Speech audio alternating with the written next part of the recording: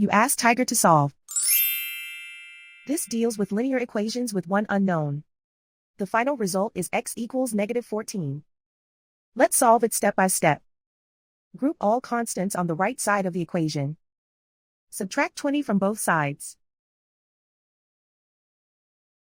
Group like terms.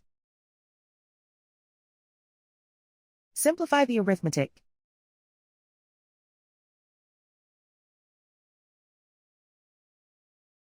Isolate the x. Divide both sides by -6. Cancel out the negatives. Simplify the fraction. Move the negative sign from the denominator to the numerator. Find the greatest common factor of the numerator and denominator. Factor out and cancel the greatest common factor. And so the final result is x equals -14.